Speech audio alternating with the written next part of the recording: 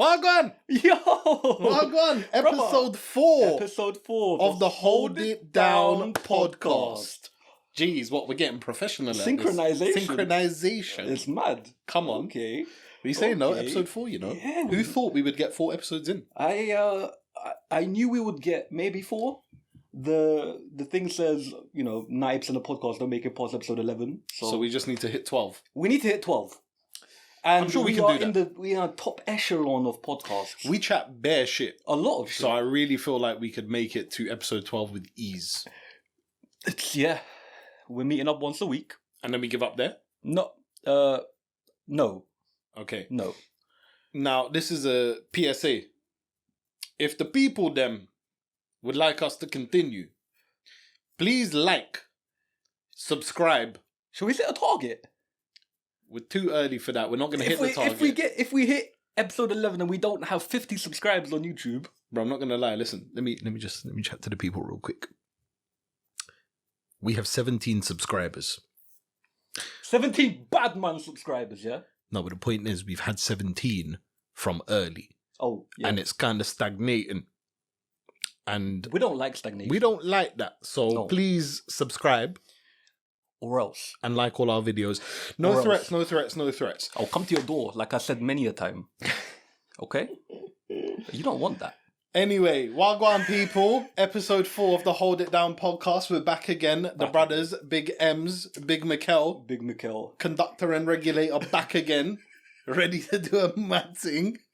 Ready to just take everyone out. When are we... Listen, we spoke about this, yeah? Come on, Makaleli and that. We spoke about this. When are we gonna talk about nicknames? Yeah. Let's not do it now. Not this episode.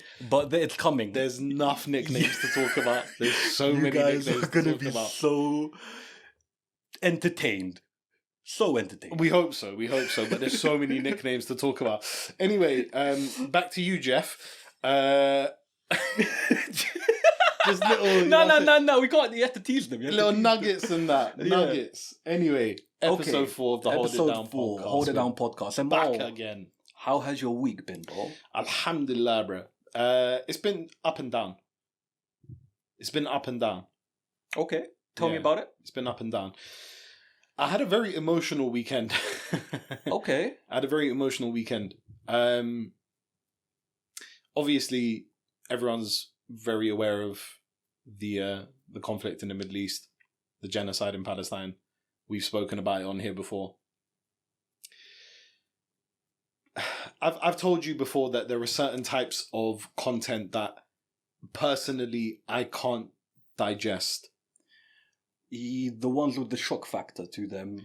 Bro, I can't see dead children. The issue is that there are a lot of dead children. I know. A lot. I can't see that, bro. It breaks my heart. It breaks everyone's heart. It kills me, bro. I physically can't see it. Wallah, no, but listen, those kind of things I think are more relevant for the people who are potentially allowing ignorance to not, you know, they're choosing to kind of be ignorant, or they're just ignorant based on the fact that they're just simply not aware of it. So those videos are, I guess, quite important for those kind of people. I'm fully aware of the situation. I have a lot less ignorance to it. So for me to... Yeah. We should not drink coffee before the podcast. I say this and I just keep doing it, bro. I'm getting mashed up too. Are you? Yeah. The burping, the gas. It's nuts. It's a mad thing. Anyway. Bro, I can't see those kind of videos, man. I'm aware of the situation. I'm more privy to it than a lot of other people are. Not privy to it, but I have a lot more of an understanding than other people do. And I find it a real struggle to look at that kind of stuff, bro. My heart can't take it. Wallah, my heart can't take it. And on Saturday, I saw a video and I posted something on Instagram. You know, the one that kind of got a bit of traction from a lot of people and people sort of reposted it. No, sorry, it wasn't that. It was something else prior to that. But I had essentially mentioned that it's the sort of on the ground POVs, you know, the stories of one individual that really sort of hit home. It's kind of weird to say, but when you hear of X amount of people have died, X amount of people have died. It's kind of hard to digest that, understand that. And when you get a certain specific story of one individual or a group of individuals and there's faces to the names, there's names to them, it becomes a lot more difficult to... Personalizes it. Oh my God, it personalizes it to the max, bro, and it's so difficult to deal with. I came across a video on Saturday which broke me, bro, to my core, bro. And I posted about it, and I think you probably saw it. Of a 3-year-old girl called Reem. And it was a video of her grandfather, kind of the main kind of person in that video, and he was talking about how much love he had for her, and they were playing together, and she was so beautiful, man. He loved her. He loved her, bro. He loved her to bits. She was a beautiful little girl, bro. And seeing his heartbreak and how upset he was and him crying and the whole story of what happened to them and them wanting to go out and play and get ice cream and just live a normal life, and they couldn't. And he had to tell them, I can't take you out. I'm sorry, we can't go out. Broke you. It broke me, bro. I sobbed. I didn't cry. I sobbed, bro. For ages. For ages, bro. By the way, if you take a look at that video and you don't have like a visceral emotional reaction like that, there's something wrong with you. You've been desensitized beyond saving. Like, I can't understand how people see what's going on there and they're making excuses for it in any capacity whatsoever. This is war crime.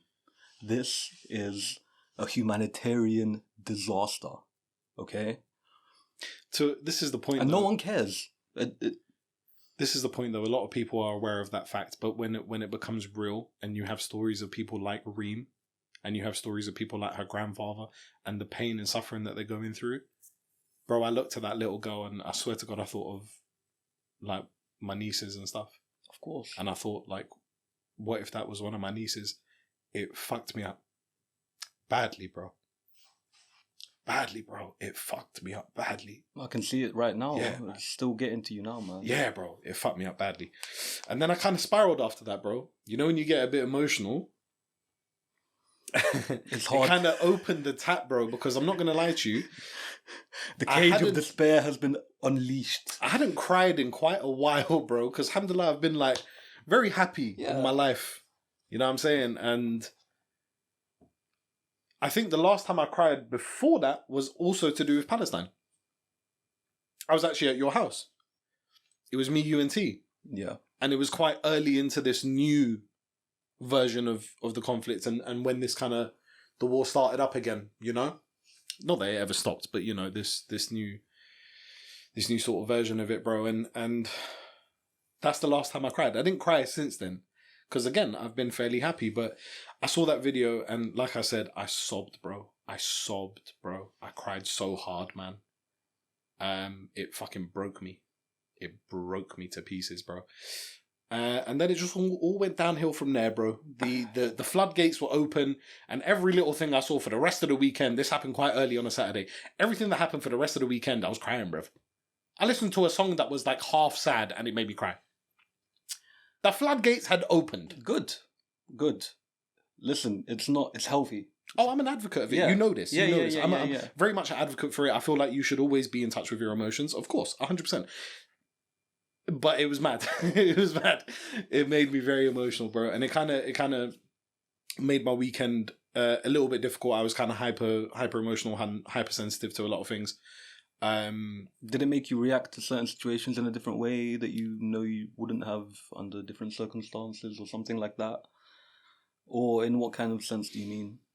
Possibly. I mean, look, a lot of it is kind of trivial. It's, I'm watching something that's, okay, not related to the conflict, but I've watched something that's like kind of emotional, and usually I'd be okay, but I'm just there like bawling. Because I'm like, right, this is bare sad and that, bro. It's alright. I mean, look at you right now. You've got tears in your eyes, bro. Bro, it's like I can't. The remnants of that moment are still, you're still phasing them out. I can't deal with it. I cannot deal with it, bro. I cannot see children dying. I don't care who the child is. I don't care if the child's Israeli. I don't care if the child's Palestinian. I don't care if the child's American. I don't care if the child's Afghan, bro. I can't see children dying. I can't see children dying. It breaks me. I can't see anyone die, but children, bro. Children, bro. I've got 12 nieces and nephews, bro. Mm-hmm. I can't see that, man. I can't see that. So that kind of fucked me up a little bit, to be honest with you. That it made my weekend very emotional. And that video really, really, really sent me over the edge. Yeah, proper messed me up. And it's so difficult to do, but I found myself later that evening on Saturday kind of thanking God for the fact that I have, alhamdulillah, a much more blessed life. You know, I'm glad you found gratitude in that moment. Yeah, you can find gratitude in the fact that you are not going through that kind of stuff, but gratitude becomes difficult. And I feel like the both of us have this, where we have this kind of mentality of the world is so fucked up that it makes it difficult to kind of be grateful for your own sort of blessings. Because for me, I look at other people's situations and I'm like, yeah, this is fucked though. Like, it's very fucked. It's important to do that. Remember, you may have it bad. You may have it horrible. You may be going through your own personal hell, but there is always someone who's going through worse. And being able to find the gratitude in those moments will help you out of them. It will help you out of them. Yeah, it's the most important thing. 100%. It does help you. It does help you deal with it, and it helps you process things, and it helps you crack on. But what I will say is that it's a horrible, horrible situation. Every time I open my Instagram, I know I'm going to see something, and it's gotten to the point where I think I need to do some damage control, because it must be affecting me on some kind of level. Seeing the tragedy every day, the second I open my Instagram, I've been doing it to force myself into, seeing it, because I don't want to forget. I want to keep posting. I don't have a massive reach, bro. I don't. But there are people that have more reach than me, and they're staying quiet.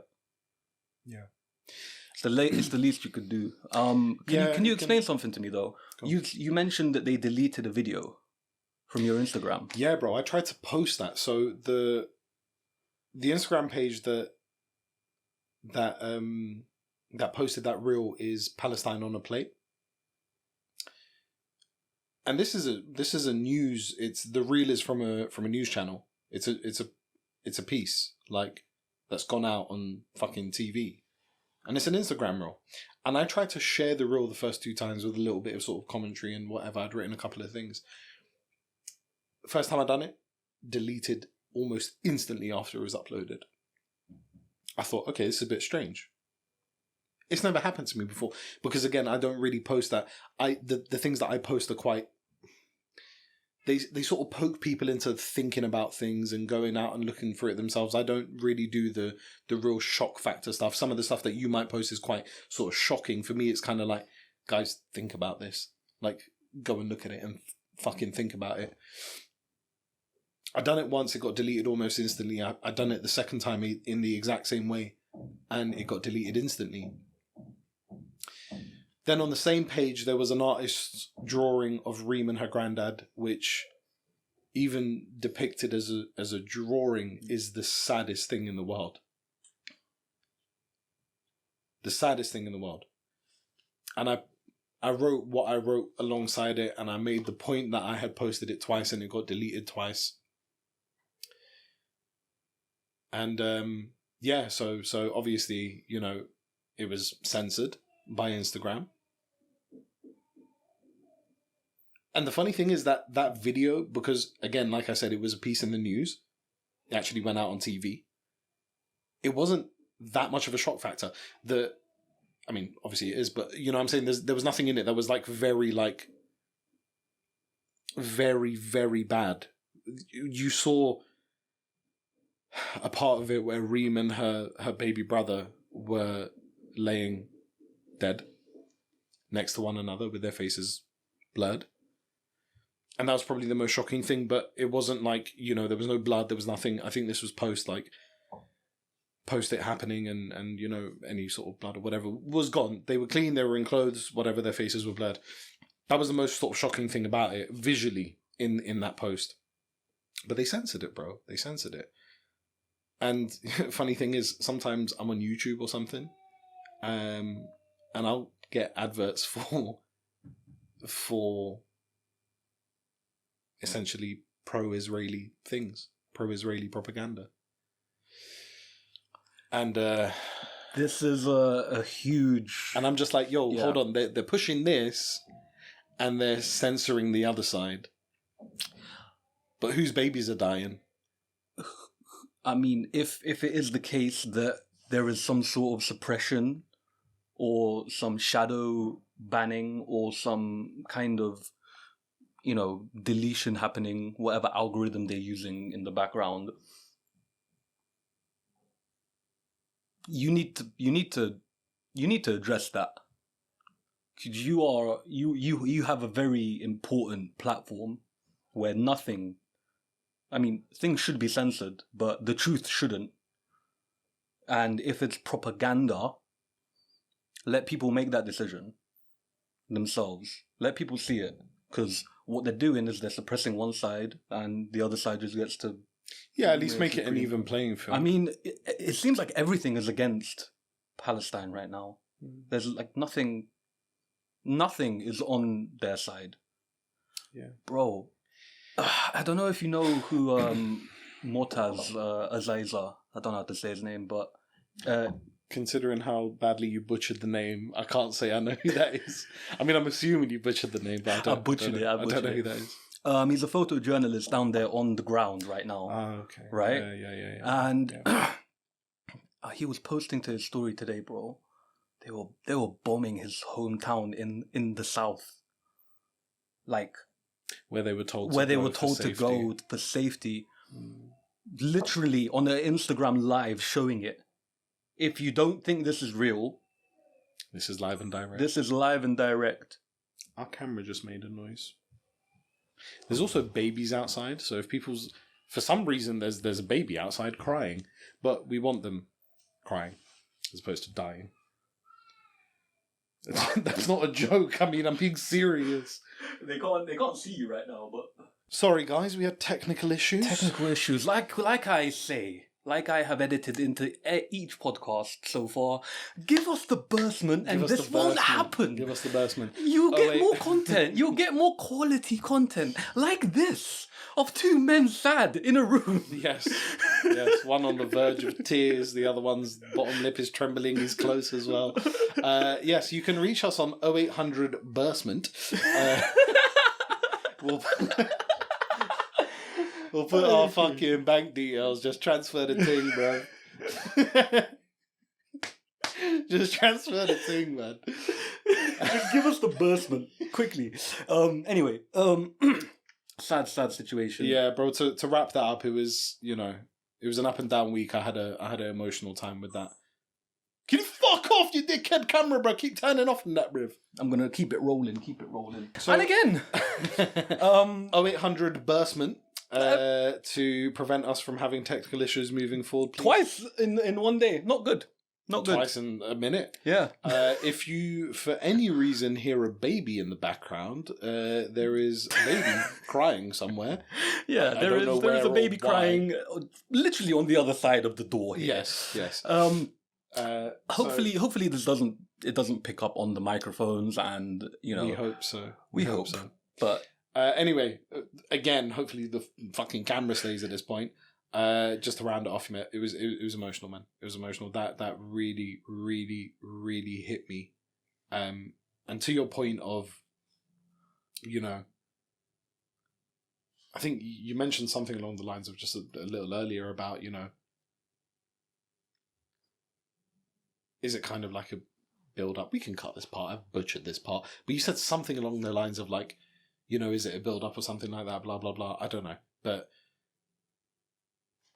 You said, surely it's having some sort of effect on me in the long term and this and that. Definitely. I mean, of course it is, bro. You can't see that stuff every day and then just expect Yeah. to be fine, bro. On some level, that's getting to me. fucking you up. And I am more free with my emotions than you are. You know, I have no problem crying. I don't see any issue with it. And I can't remember the last time I cried properly. I can. We won't go into that. Oh yeah. Yeah. That we'll get to that one day. One day We'll get to that. One day. When when the Bursement when comes the through. when the Bursement comes through. Bro, other than that, my week's been okay. Work's been good. Okay. I'm looking forward to playing football again on Thursday. That should be fun.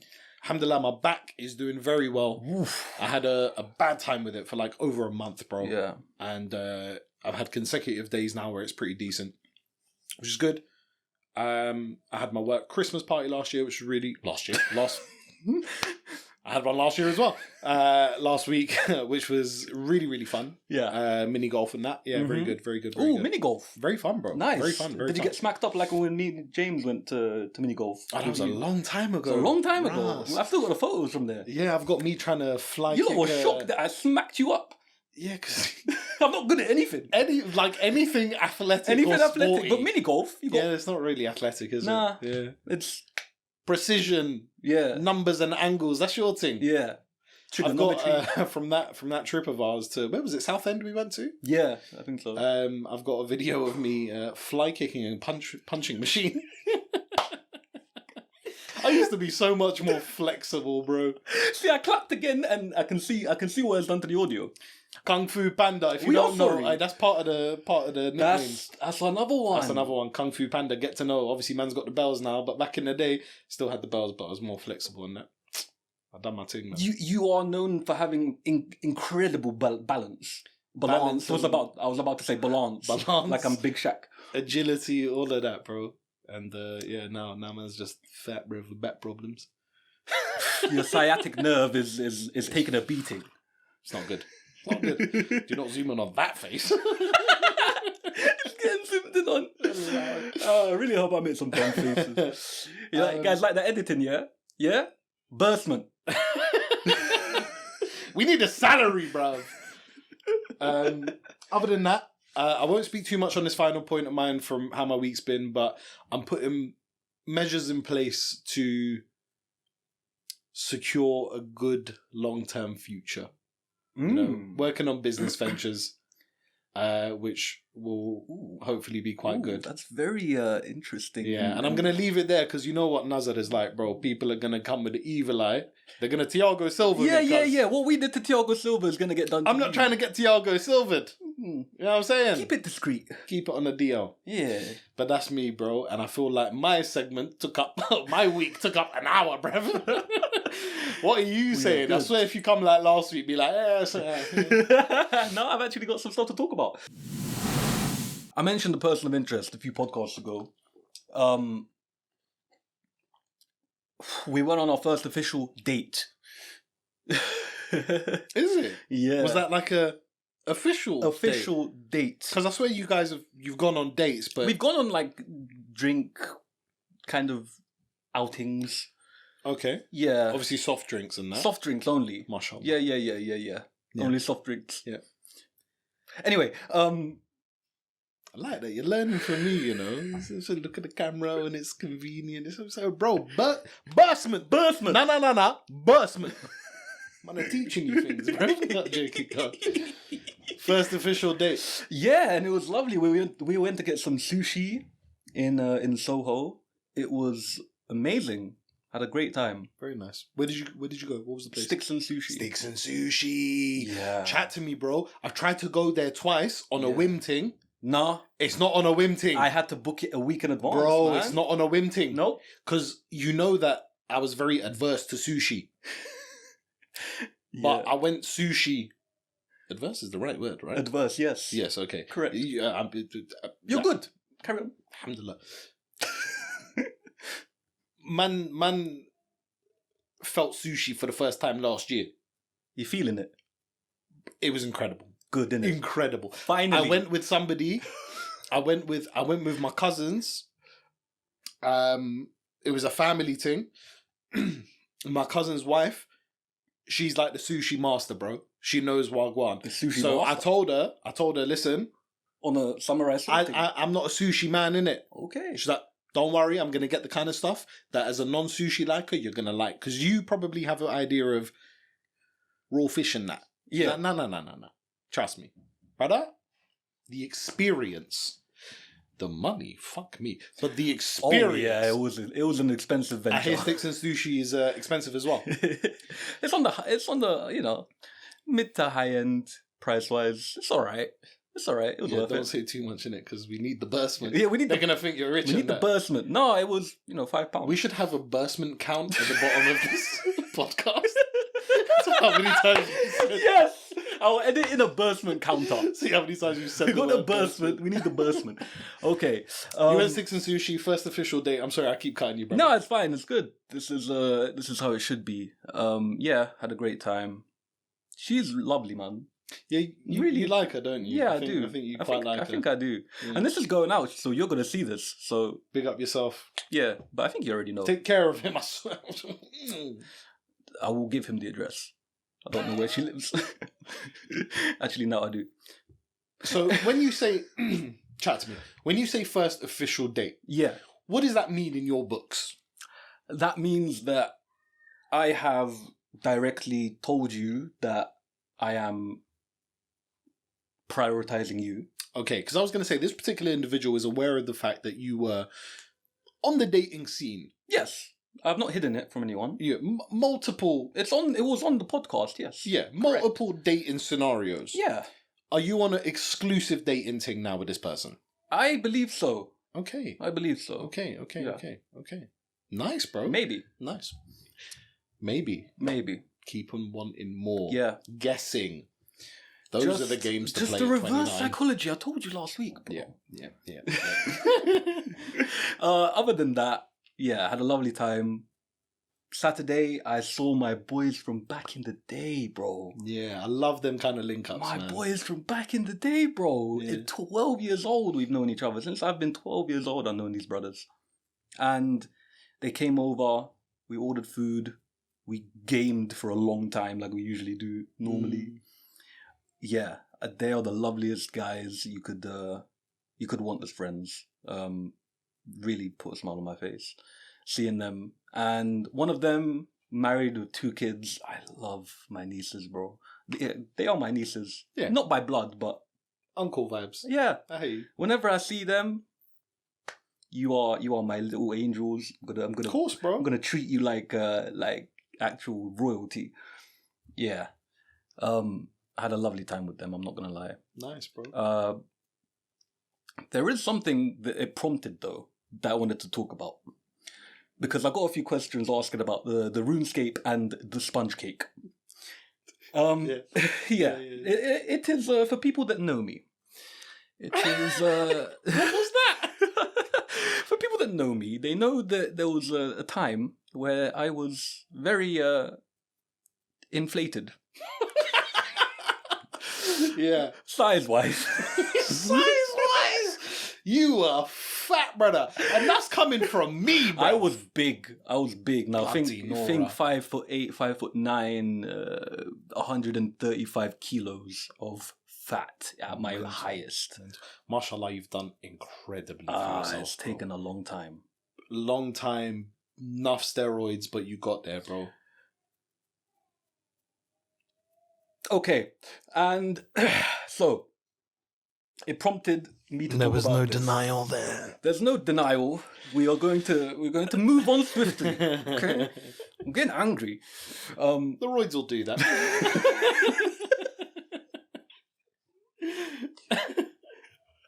Where was I? Okay, sponge cake. Yes. So, when you are in high school and you first go there, why did I say high school? Secondary school. Year 7. Where? Oh, to into year school. 7. Okay. You're 11 years old. You go into your year 7, and you realize very quickly, being fat is not a good thing. You will get flack for it. You will get attacked. You will get targeted. Kids are mean. Kids are very mean. So I think I alluded to it on a few different podcasts. I was horrifically bullied back in those fatter years. But yeah, back in those fatter years. So this is just I'm building a foundation for the story. So I realize now when I look back, I needed to escape into something that wasn't my own life. And that was gaming. So what I would do after school every day, I hated going to school. I would find any excuse not to go. Really? Yeah. I didn't know that. Yeah. I'd find any excuse not to go. I tell my mum, like, listen, I'm not feeling too well. She'd be like, shut up, get up. I was like, yeah, cool. Yeah. So I'd walk home, Tesco. Victoria sponge cake is £1. Imagine this. My mum sent me to school with £2, £1. I'm waiting.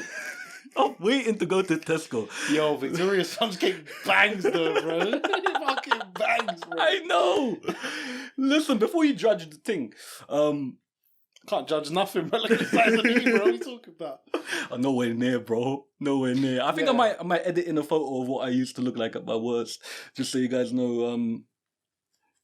And it might give you some idea of where Jeff came from. But wait, does that photo still exist? I'm not gonna say the name yet, but I need that back in my life. Right. So I used to walk home, get the sponge cake, go home, and I had just discovered RuneScape. So this is like an MMORPG, massively multiplayer online role-playing game. Massive in our youth. Massive. I never played it, but in it was huge back in period of time. Yeah. Everyone, bar me, played RuneScape. Everyone, literally. Yeah. So this was like a place online where I could escape from my reality. I didn't have to be myself. And what did I get back for the work that I put in? Positive feedback loop. I get praise for doing well. Oh, you got 99 strength. You're sick. Little do they know, real life, mad. So, yeah. So you were on a gaming catfish thing? No, I wasn't. I wasn't catfishing. I don't even know how to talk to a girl at this point, bro. Whenever I saw a girl, there's a lot of stories. Actually, there's a story that you probably don't even know the story. It includes like the crutches when I first dislocated my knee, and the first of 70,000. The first of 70,000 times. Yeah. Caltrina, you used me for my crutch. I remember that. Yeah. Crutch. She took a crutch from me. Okay, fine. Not crotch. Crutch. Not my crotch. No. Out of those two options, I would have preferred her to, use me for my crotch. I'm just saying. But anyone, yeah. Yeah. Back in the day, I had a massive crush on you, by the way, but hopefully you don't see this. Anyway. Who cares? Yeah, who cares? Time's gone by. I know. Where was I? Yeah. We keep getting sidetracked, bro. We're tangenting a lot. A lot today. A lot. So, yeah. So there's that element. So I'm really developing a gaming addiction at this point. It's not good. So, which is making me gain weight even more. So it's negatively influencing my life. But I needed an escape, right? And I didn't have many friends. So I'd make them online. Luckily, I made a few friends from the year above who were very much into gaming as well. So we created like a little group. And this is where I know these two guys from that I spoke about earlier that came to visit me. And I realized that I feel like everyone in that group was kind of going through their own thing. Whatever it was, they needed to escape in some way, whether it be problems at home, low confidence, whatever. We all learn these things later on when we look back, right? But what it did, it created a very strong connection between us. Now, this is what I wanted to talk about. Going back to what you said, shifting friendships into a more adult kind of, situation as you grow older, very important to do. We had a problem, me and one of the friends that I was with, where we would enable each other a lot in terms of gaming, in terms of overeating. Okay. Now we are able to see it and we have to constantly remind each other, listen, let's not get carried away.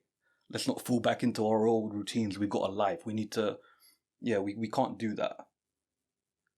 He's going through some weight issues as well. And, I've been trying to help him. So we, enabling each other on that level, we've, so many stories, bro. Me and him, back in the day, whenever he used to come visit me for a few days, he used to stay over when he lived in Manchester. When, you probably don't know this. We would end our time together by going and getting a bucket of chicken, 6-piece bucket of chicken each.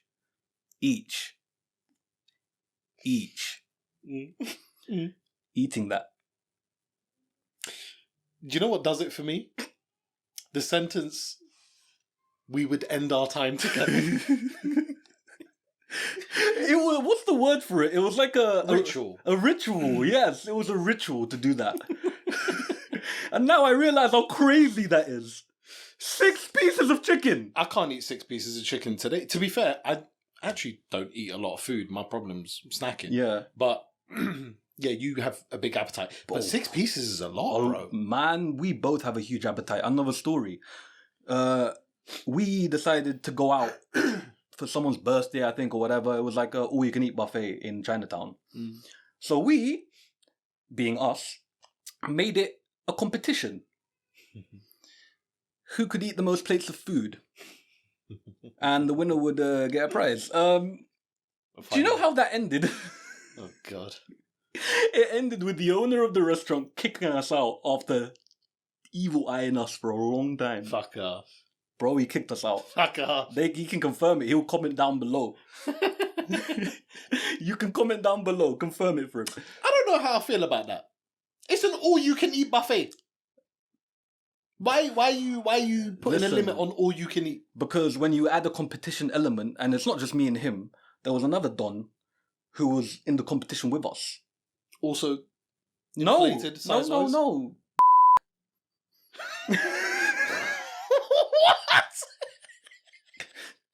that concept? I called Jesse. Hey, you owe me a Wii, you know. I beat you on Brawl. Yeah, you owe me a Wii, a Nintendo Wii. I still ain't got that. Are we keeping the in? Yeah. We'll see what we do. That's mental. Why would you just say that? I don't know. That's funny. I don't know. I love that. Anyway, yeah. He actually won the competition.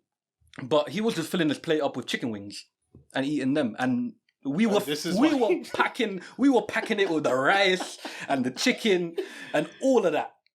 Yeah, all of that. Chicken wings is kind of easier to smack as yeah, opposed to like massive. So obviously, we were definitely dejected after that. We had lost the competition, something we should win. Yeah, that's your bread and butter. That's our bread and butter. Yeah. Go it's like after you lose a game of football, you go home. You know. It can actually affect my mood, man. When I have a good game, I feel fucking fantastic. When I have a bad game or I lose, it affects my mood. Like say I'm a fucking pro or something, bro. I don't know. But yeah, so that he went away to America for 5 years and came back, and the same kind of behaviors resurfaced. Actually, we were both at uni at King's. I was going to ask, what sort of age was that at? So not that long ago. Okay. But we would get student discount at Papa John's, create your own pizza, £5. We'd smack a whole pizza each whenever we see each other. Mm-hmm. You know where I live. There's a Papa John's right there. Yeah. So yeah. Hey, this is all getting cut anyway. Yes. Absolutely. Thank you for making my job harder, by the way. Thank you. Sorry. I'm gonna bleep it. Yeah, bleep it. I'm gonna bleep it, but I'm also gonna blur your mouth. People can make things out. Anyway, yeah. So the same behaviors started to resurface. So you need to really be careful with your friends and how you enable each other into the negative behaviors that you may have thought were, cool at the time, or, that brought you closer. Or that you just didn't have a second thought about. Yeah, you don't think about that. Because when you're younger, you don't necessarily think about stuff on that sort of level of, how is this affecting me in the long term? Is it having any negative effects? Is our relationship affecting us in a bad way? Are we enabling each other to be less better versions of ourselves than what we could be? And this is, again, as you said, kind of in relation to what I had mentioned about my situation with my friends from school when we would go football, and certain attributes of the relationship and how we would address one another and talk to one another remained as it was in our youth. The important thing is, if you maintain friendships from that age into adulthood, there has to be a period of time where you kind of flip the switch a little bit and you're like, right, we've grown into adults now. We need to ensure that our adult behavior is embedded within our relationship, and we slowly drift out any parts of our childhood behavior from our relationship that affect us negatively moving forward. Yes. But that requires a lot of maturity from both parties. Self-awareness, maturity. 100%. For you the ability to have a conversation with each other about difficult things. Yeah. Without getting self-conscious about it or like deflecting. And this is why a lot of friendships that you have in your youth don't go anywhere in your adulthood. You know, I feel like you and I went through a period of that. We did. But not necessarily without speaking about it. It just kind of happened. Yeah. Because we met each other at, I want to say 15. 15 years old. And we had a similar-ish relationship. We would spend a hell of a lot of time together. We'd chill with each other. But then came the point of, okay, we've gone to university. Other things are happening in our lives. And we spend less time together. But without saying anything, we adjusted our relationship to make it work. And it wasn't necessarily immediate. It's the kind of thing that we, without talking about it, probably because of the age it happened, it probably didn't happen where we were able to have conversations the way we have been for the past few years. But I think on some level we kind of both knew what was required. 100%. 100%. Yeah, so we just both went away and worked on those individual parts of it. Yeah. And then when we came back, it molded very easily.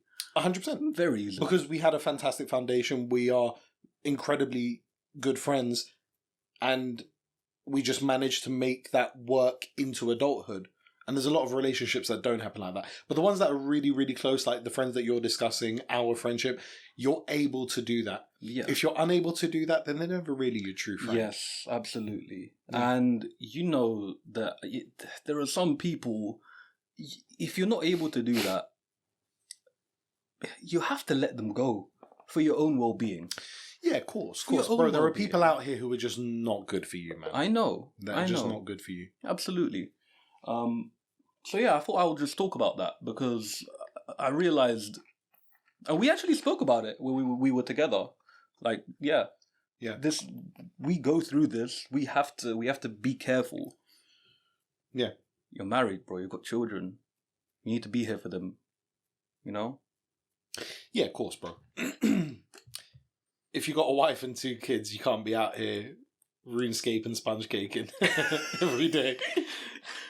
I don't think... I have a very important question. Yeah. The 6-piece bucket, where was it from? Edgware Road, Chicken Valley. I know. It was on the way to Euston Station where I would drop him off. And that is the worst place you can go, bro. I know. This was when I lived in Edgware Road, actually. Bro, listen, if anyone's from Ends and has been Edgware Road, Chicken Valley... Yeah, Chicken Connoisseur went there, he hated it. Bro, listen, hygiene rating minus 1.3. Horrific, bro.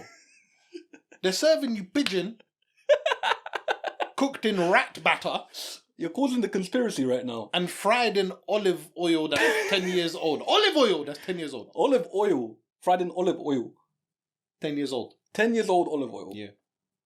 That doesn't sound... Pigeon in rat batter and 10-year-old olive oil. Do you want to consume that? We did.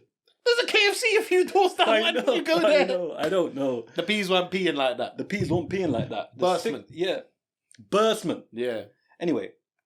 Yeah, so I thought I'd just talk about that. We definitely have worked on the relationship, and we are better for each other than bad for each other. Mm-hmm. I just want to add that on because in no way, shape, or form is this like a negative we are able to talk about it. The way that we inspire, we talk, we have great conversations. If it's who I think you're talking about, probably good that you prefaced it, because I know Donnie watches. Yeah. Donnie watches. Big up my brother. Assalamu alaikum, akhi. Wa alaikum salam. We started this podcast with me crying. We did. And now we're laughing. Yeah. Bro, it's very, very important to be able to have friendships where you are on the same page and able to converse with one another about topics that are difficult, about topics that pertain to your relationship. Yes. It's so, so important, particularly in adulthood.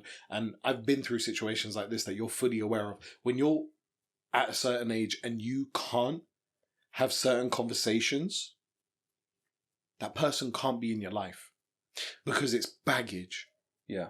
It's difficult. It becomes heavy on you. I said it, I think, in a couple of episodes ago. Like, when you are the emotionally mature person in a relationship, whatever that is, platonic, romantic, whatever it may be, it's draining. And I know. So do I. Yeah. People like that are not meant to be in your life, bro. Yeah. And but that's life, bro. Not everyone is meant to be in your life. Not everyone has to stay in your life. Not everyone has to stay in your life, bro. The majority of people that you meet in your life, if you live sort of a normal, traditional life, school, I doubt either of us speak to over 90% of the people we met in school. No. I doubt anyone does. I doubt anyone does. You happen to have met each other because you lived in a similar area and went to the same school. At that period of time, you either have a amicable relationship where you get on with one another, or you have an actual friendship because you have some sort of common interests: football, basketball, the kind of playground stuff, patball, money up. Oh my. Little throwbacks here, bro. Money up. Did you ever play money up? Yes, bro. Of course I've played money up, Money bro. up was a game, bro. I was not the best at it, though. I was known to leave with a couple extra pounds here and there. Is it? Yeah. Jeez. Yeah. Money up was a sick game. Yeah. Bro, when you have those kind of common interests, you tend to develop a friendship. Once you leave school, ting gone, bro. That don't exist no more. Yeah. That don't exist no more. And moving sometimes it's not enough to carry. It's not enough to carry the friendship to that next level. Moving on further in your life, you go into the working world. Yeah. I've had a few jobs. I've worked in a few different places. I've met people who I genuinely love. And to this day, love them. But I'll never talk to them. Ever. Yeah. We'll do a little catch-up thing once or twice. When we see each other, it's all love, hugs, chatting. But we don't have that friendship. It's just based on the fact that we were in the same environment, bro. Yeah. The beauty of growing up is learning that you can have that arm's length relationship with someone and be able to live with that. Yes. Do you know what the best kind of friends are? The ones that you don't talk to for ages, and when you get back to it, same as always. Exactly the same. You see Cass, bro. I love that guy, bro. He's my oldest friend. There are people on the same, but in terms of closeness, I value him very highly. And in terms of how old the friendship is, very old. You see that guy, bro? I don't have to talk to him for months. There's no onus on either of us. There's no pressure on either of us to have conversations. I could not talk to him for months. And when we come back together, it's exactly the same. I love those kind of friendships. We've always been like that too. Yeah. And the same with James as well. It's always the same. Yeah. Like 100%. I love that too. But also, it's okay to lose people. And this goes for platonic and romantic relationships. Thank you for the time that we had together. Mm-hmm. I will always cherish it. It's okay. It doesn't have to go on for a lifetime. Yeah, majority of relationships are teachable things for you as a human being. Exactly. You learn certain things from certain people. If anything, they are just an important factor in your life because of what they taught you. There are people who now are not in my life, never will be in my life, but can probably be considered some of the most important people I've ever met. Just because of the lesson that you learn. Because of what I learned from that person. And not from them, but from the relationship that we had. The things that I learned from that relationship. So you didn't learn anything from them that they taught you? Some of them are very dim. And I'm not the most intelligent person in the world, but some of them are stupid. Sorry, I'm probing because I kind of know, you might be chatting about. You don't know nothing, bruv. I've known bare people in that, bruv. Bare dim people. Bare dim people, bro. Listen, like I said, I'm not that intelligent, but we've discussed this many a times. Academic intelligence and sort of like life intelligence and emotional intelligence, very different things. Right? They're all different things. Very different things. So, I mean, I'm not going to say I'm stupid. I'm not. But when it comes to the more sort of human side of things, I consider myself very intelligent in that aspect. And I can get things from other people that will teach me, about them, and about human beings in general, and how they act and how they react and all of that stuff, bro. So, yeah, everyone that comes into your life, for the most part, is a very important part of your life in one way or another. Yeah, and learn the lessons that you have to learn. Realize when someone's bad for you. Try and adjust it. Yeah. Give them the benefit of the doubt. That's, you can at least give them that. But at some point, you need to Craig David it. Yeah. I'm walking away, bro. Hit them with it, bro. You need to. I can't. Might be a copyright thing. I'm walking away. That's my week.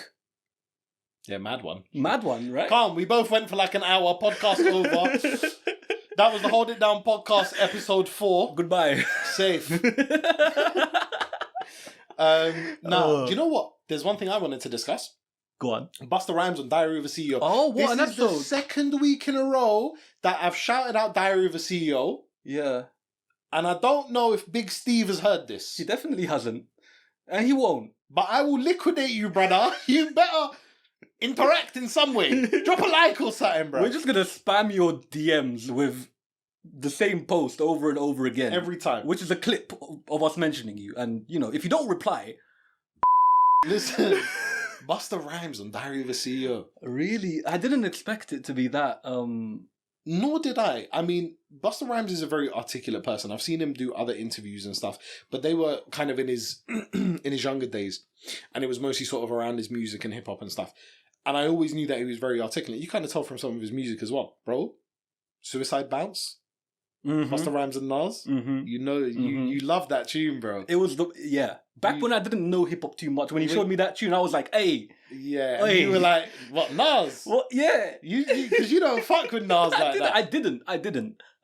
I have slowly tried to expose myself more to the music, but I'm not gonna ever have the relationship that you had with him. You got into that very early. But yeah, Busta Rhymes, Diary of a CEO. What an episode! What a fucking episode, bro. Honestly.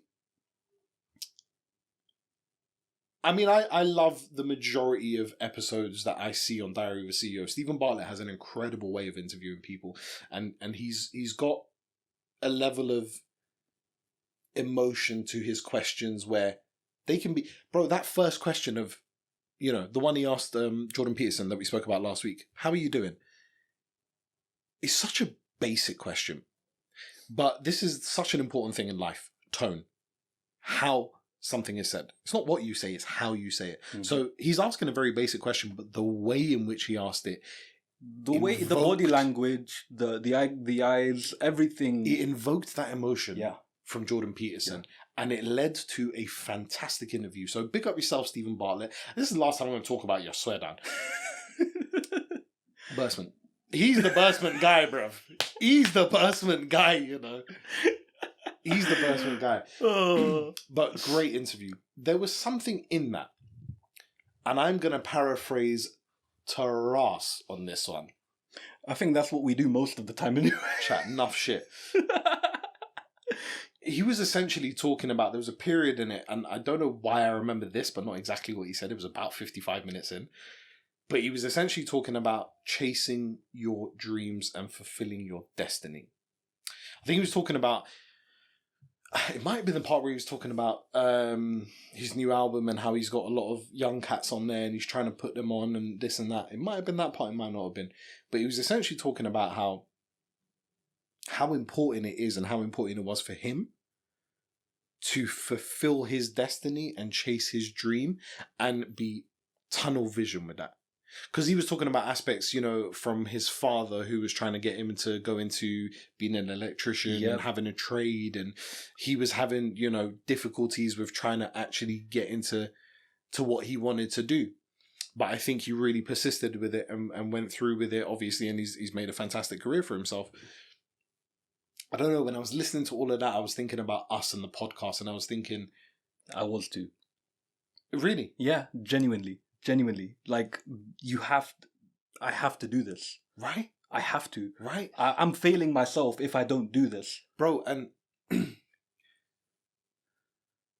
I promise you, this is not to discredit the way you're feeling, but I done a very creative degree. Yeah.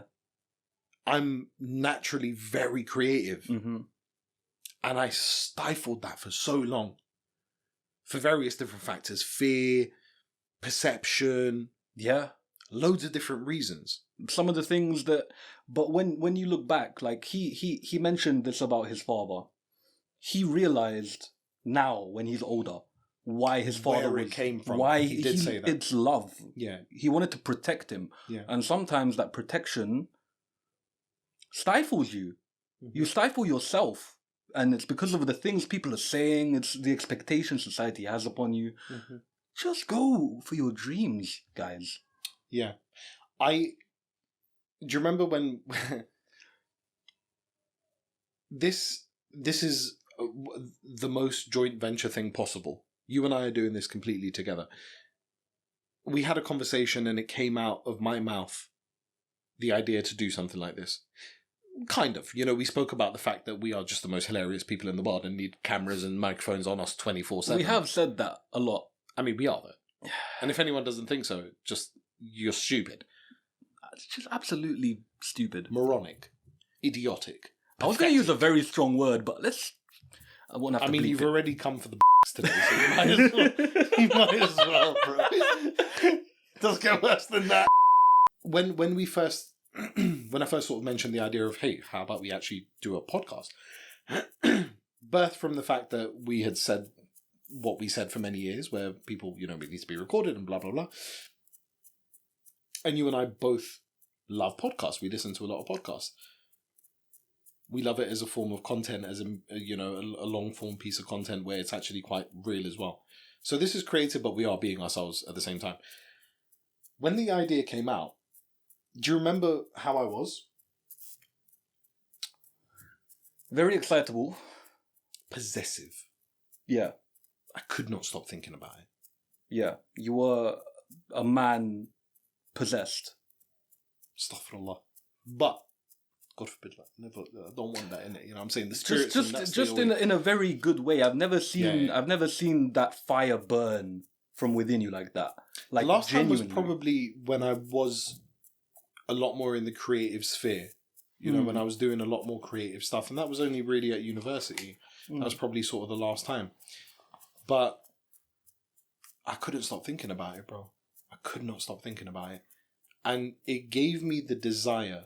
Particularly after the week we had, podcast related, to be like, I'm so fucking glad I'm doing this, bro.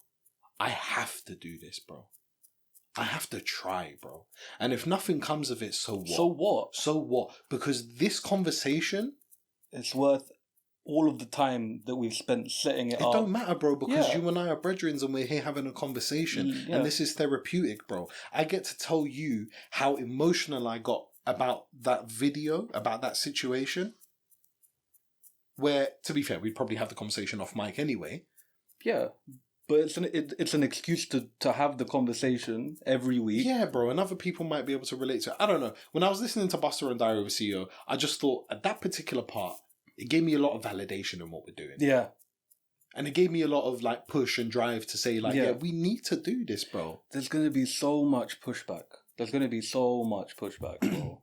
Yeah. Not even people telling you that, you know, subtle pushback. Yeah. Just like, you know, you're going to push back on yourself eventually. Yeah. You're going to push back on yourself because of like all of the learned beliefs that you've accumulated over your life, and they're gonna try to be like little demons trying to, no, just whack them away, bro. If history has taught me anything, it would be me that gets in my own head more than other people, because people won't outright say it, but I'll start thinking, now am I doing the right thing? Should I be doing this?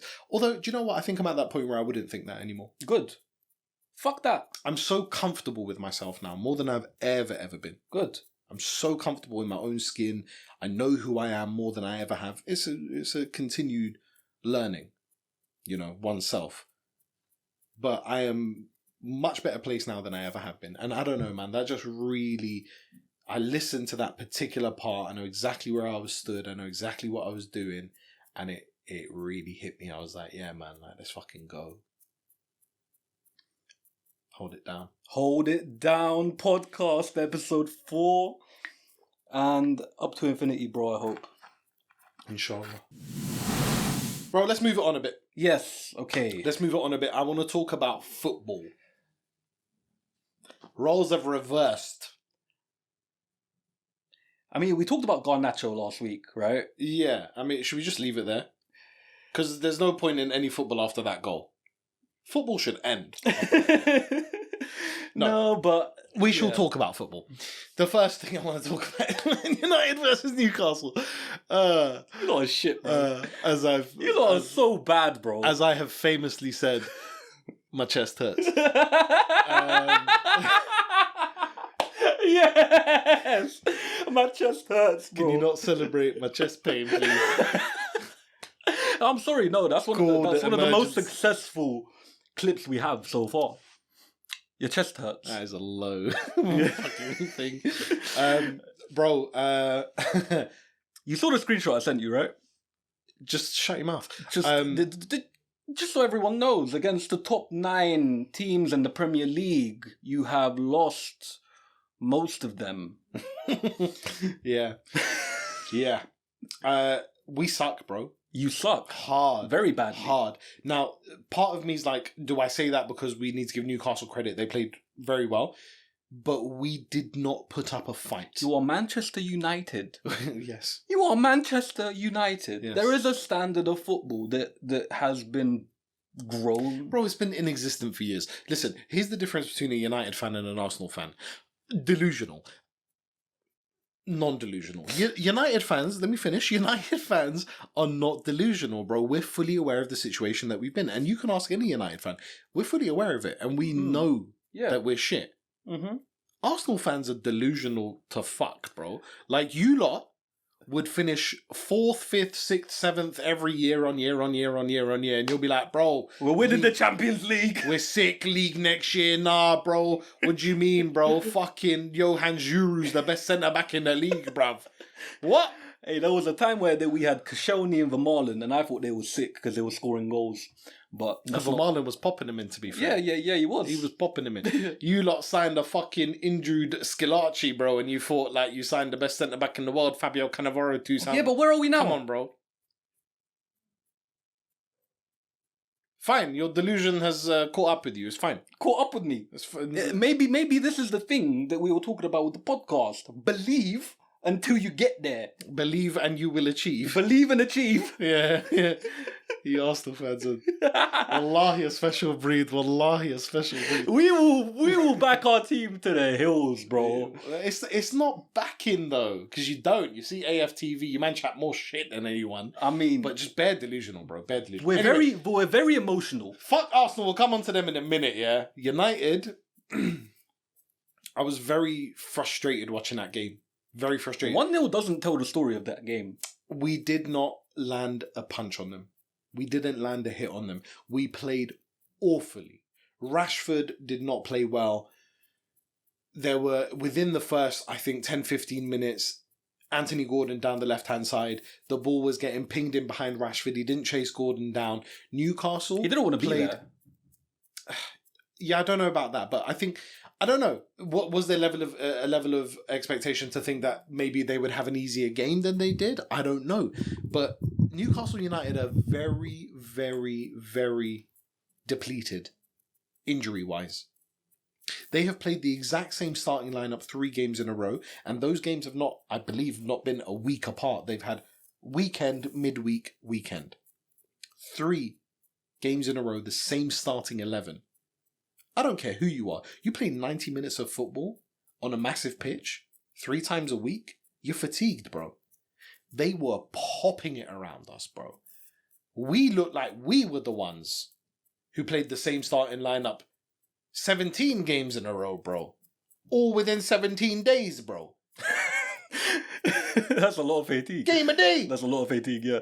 We looked horrific. There was nothing about us. Why do you think that happened? Do you think the midweek result 3-3 against Galatasaray, is that why? Did that kind of put you off? It's kind of like stop-start with United. Very much so. Very much so. You know, we get into a bit of a rhythm and we think, yeah, we're starting to do good. We're starting to do good. The smallest, like... You know, there's this argument across most sort of punditry and stuff where, you know, Gary Neville's very, very open about how the issues higher up at United are affecting the team. There's a lot of times where pundits, particularly Carragher, come back at him and say, you know, what the fuck's that got to do with anything? But when it's a prolonged sort of thing and it's gone on as much as it has and it's spoken about as much as it is, no doubt it affects it. No doubt it affects it. There's a lot of factors, bro. There's now stories coming out about, has Ten Hag lost the dressing room? Has he gone too far with his treatment of Jadon Sancho? Why the hell's Varane not playing? Nobody knows. He's fit and he's on the bench. We're playing Luke Shaw at centre-back. Luke Shaw's great. He's one of my favourite United players. He's not a centre-back. Consistent. He does well at centre-back. But Varane, bro. Yeah. Varane, benched, not playing since he's gotten fit. He's not played a game since he's come back from... I think he's trying to discipline in his way that he disciplines, but you can't discipline players like this. Rafa Varane is a multiple Champions League winner. Yeah. He is born to win, bro. Yeah. And he's on the bench. This is the thing. I think Erik ten Hag at Ajax, he did an amazing job. But these caliber of players are different. They're on different money. They have different egos. It's hard to control that in the dressing room. You mentioned this last week about Chelsea. Completely agree with you.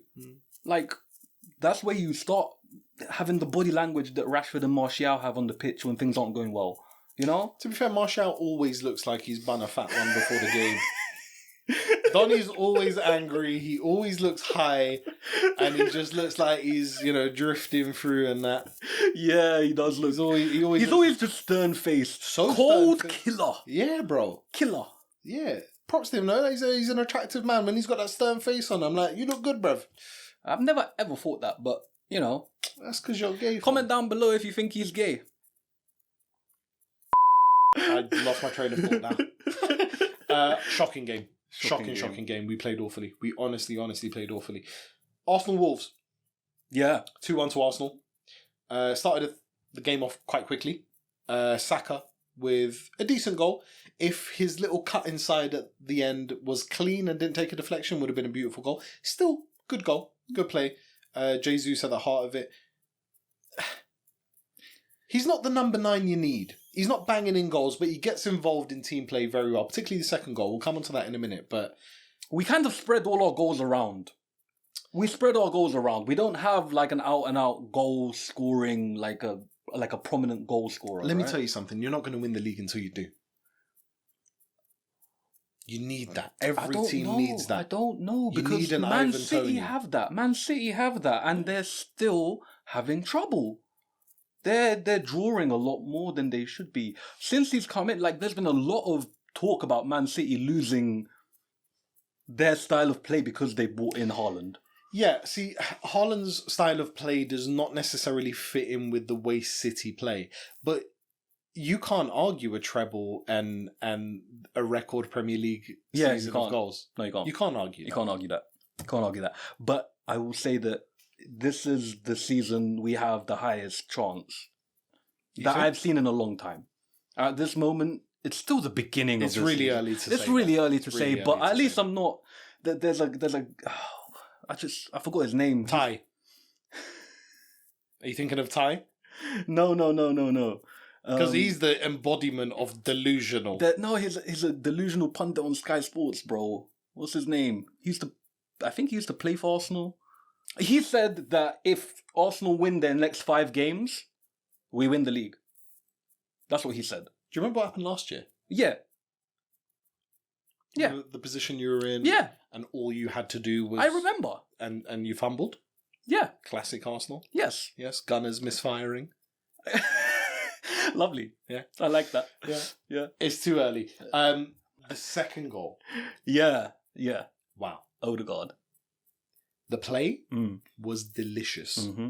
Zinchenko and Jesus and Odegaard. We've got that. Beautiful We've play. got that. I told you it's the Ronaldinho of the modern era. It was the most B-Tech version of Jack Wilshere's goal against Norwich.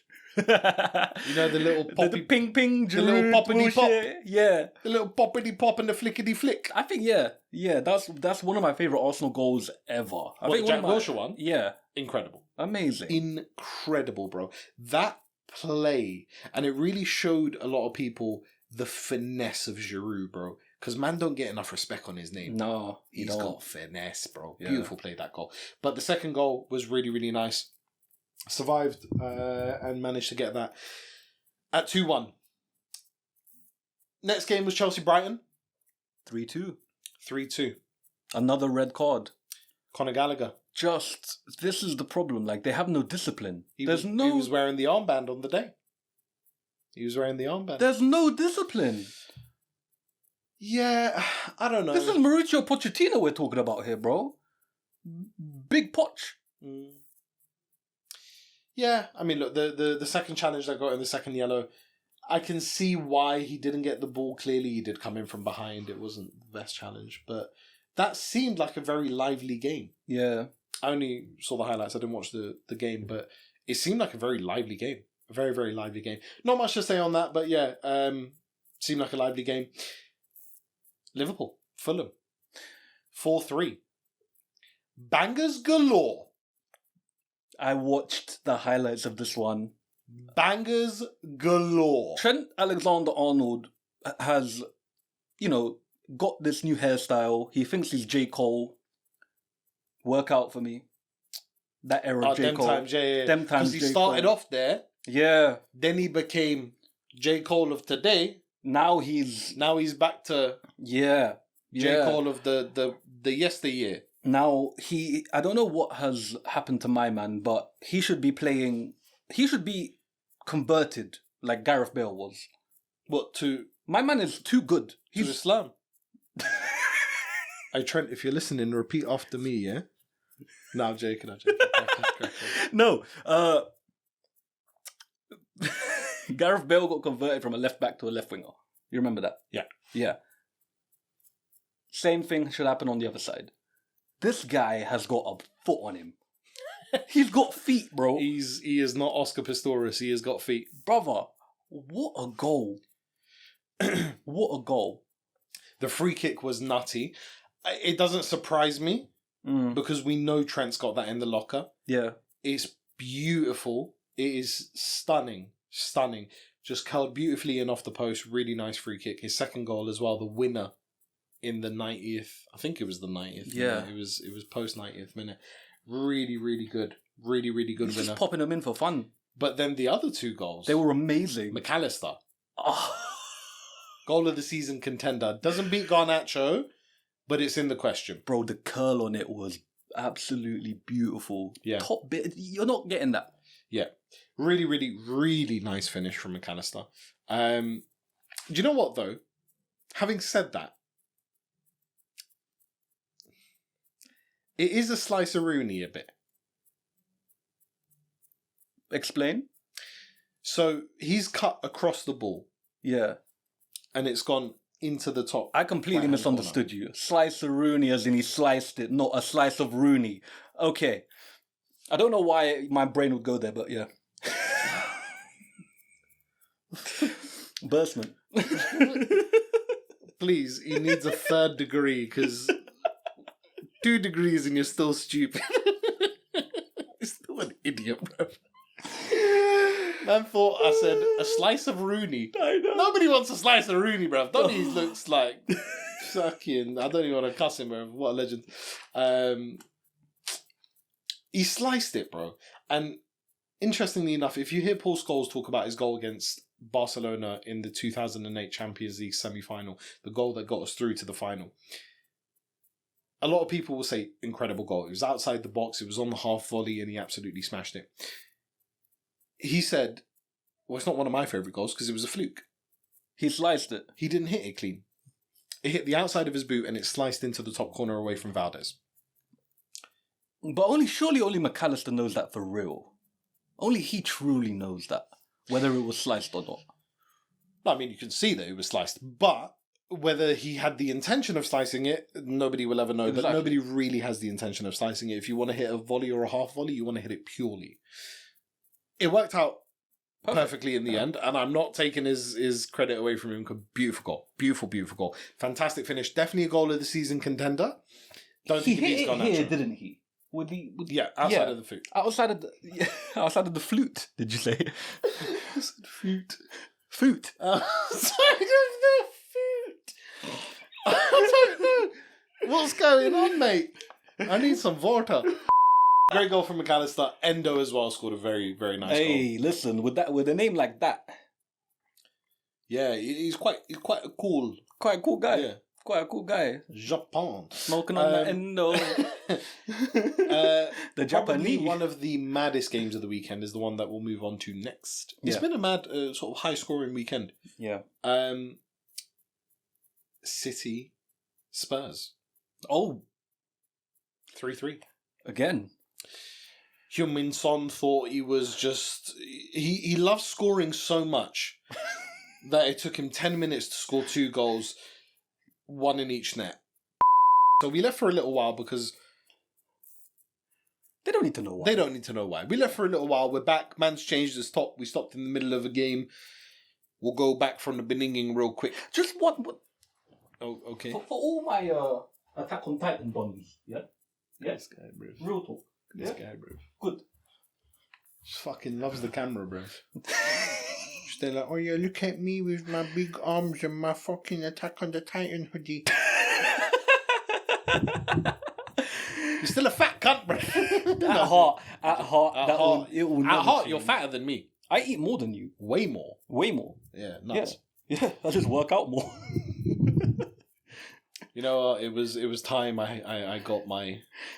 repentance. Yeah. Bursement. Heung-min Son loves scoring so much he scored in both goals. Haaland missed the sitter. Did you see that? I saw. Yeah. I saw. I saw that and I was like, he's human. He is. Yeah, I thought he was a machine. He got a fantastic connection on it. He just put it wide. Yeah. You'd be surprised what time it is, by the way. It's 9 o'clock, bro. Fucking hell, you see what we do for you lot, bro. I got work tomorrow, you know. Grealish finally scored. Yeah? Man's been kept out by Doku. Yeah. You see Doku? He's a madman. He's a problem, you know. He's a problem. He's a very old school winger. He's very raw right now. Like, once he refines that... Does he need to? Because he's doing very well, and he's doing the thing that I said that footballers aren't allowed to do anymore, which is express their creativity. He will have fullbacks quaking in their boots. Just shook. And man don't have fullbacks quaking in their boots anymore. No. Because they're like, yeah, little knock off here, little pass it here and do a little thing here and there. He's been given that freedom by Pep, clearly. Clearly he's been given the freedom to. I think Pep has seen a particular type of player that is missing from his Arsenal. And he's brought him in.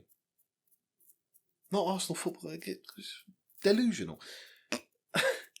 He's seen a type of player that he hasn't seen in his squad, or he hasn't seen in general in a long while. You kind of need those players sometimes because Jack Grealish, look, £100 million signing, good player. For City, he's the player who didn't get as many goals and assists last year that he would have done at Villa, or did do at Villa, but he transitioned from defence to attack very well because he can carry the ball in a very good way. But he's not going to take your fullback on the way Doku does. That's why Grealish has been on the bench and Doku's been playing, because he has a very direct approach and he's allowed to express his creativity on a Buster Rhymes thing. So he's done very, very well. He's kept Grealish out, but Grealish has come in, scored a goal, and could have scored a second goal. Prior to that, Kulusevski got a 90th minute equaliser. Yeah. Great header, by the way. Really, really good header. This reminds me, Fulham's third goal, Van Dijk was... What wrong with Van Dijk, bro? He's not the player he was. Back to Kulusevski. Good header, 3-3. The referee murked it. The referee absolutely murked it. Bro. You can't stop play there, bro. He blew the whistle after Haaland played the ball. Yeah. I don't understand. He played advantage for a little bit. Haaland got back up, played the ball in over the top. Grealish has taken a touch, he's through on goal and he's blown the whistle. Yeah. And brought it back for a foul. Yeah. I'm a United fan. Who's paying the ref now? But man's taking the piss. Yeah. No, my point is, like, I don't mind seeing that because I don't want City winning. But ref's taking the piss, bro. Yeah, no. Should have been a goal. I mean, he was onside. Should have had the opportunity. He was running through the middle like CAM. Yeah, bro. You know? Ridiculous, bro. Yeah. Ridiculous decision. Horrible decision. City could have won that game. And it was a poor refereeing decision that prevented it. Yeah. The hell's he doing? Very, very bad. It was a bit of a mad week. Mad results, loads of games. As Patrice Evra would say, I love this game. Or as Eric Cantona would say, I love football. I did not know. I wasn't around back then. He said it quite recently. Oh, did he? Remember that mad speech he done when he won like the Lifetime Award and he was talking about how wars are gonna like... It's not going to be wars that kill us. He's always been a bit of a troll, isn't it? Bro, you see Eric Cantona. He's the footballing version of T. He's just a fucking troll, fam. Nah, Eric Cantona's a very interesting guy. Man's talking about trawlers and thing, bro. He's lost his... He lost his marbles from early. From time man's fly kicking fans, you know he's a serious guy. He's a serious don. Serious don, bro. Serious don. Anyway, but that's football wrapped up, bro. Wonderful, wonderful week of football. Love to see it. We have questions. We have not asked for more this week because we have a backlog of questions. Yes. And there... something happened last week where we had to cut. And yes. Apologies, listeners and viewers, visually consuming us and audibly listening to us. We had a number of questions come in. There were a lot of them which weren't answered, unfortunately. But do you know what the beautiful thing about this is? God has granted us life. Yeah. And we're here again. Yeah. And we're going to answer your questions. We're going to get to them because we know that you're waiting. Drop a question upon my head top, Cuzzy. You asked for this. I'm fearful of what is to come. The first question that I don't have it written down, but you asked for it. So, what is Imal, his body count? Now, number one. Great way to phrase it. Number one, what is Imal? Yeah. Really? To be fair, I do have the question up in front of me, and it is written with no punctuation anywhere. What is Imal? His body count. I don't know if I should be offended or flattered. Because the what is Imal part sounds kind of offensive. Yeah. It's kind of like, what is this guy? What's his body count? 0? I didn't take it like that. I took it like, what is Imal? Like, as a concept, as an idea. As...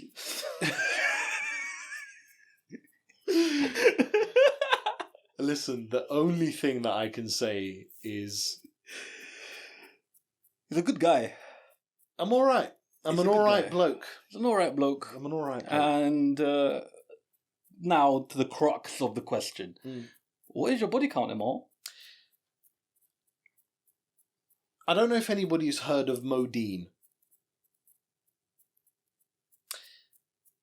But the masjid, I'm addicted right now. Ah! My deen, I'm on a mad thing. Up. Deen up. You see me? Them kind of revelations. You know what I'm saying? Also, what kind of body count are we talking about here? Because, chefing a man, that's going to up your body count. I have been known to slice and dice. Oh, have you? I do my thing. You've done your thing. I've chopped enough people. And you know what? The terminology being used right here can go in either one of the camps. Either death or, prepare the bleep. So, I'm keeping it very open-ended right here. Listen, if your question was a flattering one, don't shout me, because I'm happily married. Yeah. If your question was on a peak thing and you're trying to cuss me, wallahi, I'll come to your door. Suck your mum. I gotta protect my boy, bro. And you can't paw him like that. Don't paw me, innit? But yeah, interesting question. I'm actually very curious as to who asked it and why they asked it and what their intentions behind it are. This is why there's an anonymous form. 100%. Listen, if you are the person that asked that question, go back on the anonymous thing, because obviously you want to be anonymous. Tell me why. Tell me why. And it ain't gonna be nothing but a heartbreak. It's fine. Just tell me why you asked that question. I'm curious. If you're a man, just fuck off. Yeah, why are you asking that? Yeah, it's a very, very interesting question. Don't do that. But yeah, I keep it. Alhamdulillah, I keep it halal 100% of the time. You're really accentuating that. You know? Yeah, of course, bro. It's crazy. Of course. Listen. drop another thing, cuz. Drop another one. We got? I've actually got one. I'll bring it up. But yeah, you crack on until then.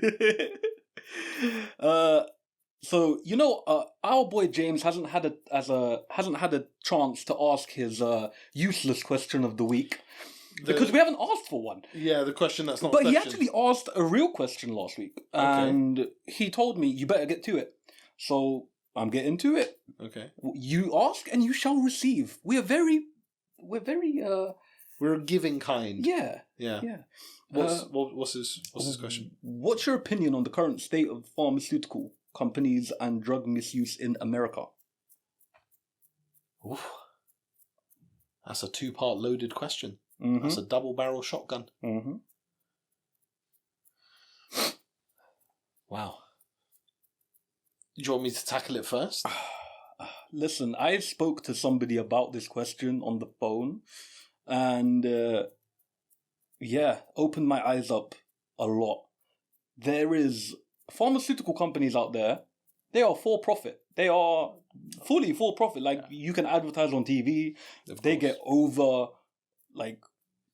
over-prescribed for people. All you have to look at is how much money Pfizer made off of the coronavirus. Dude. That's all you have to look at. Okay?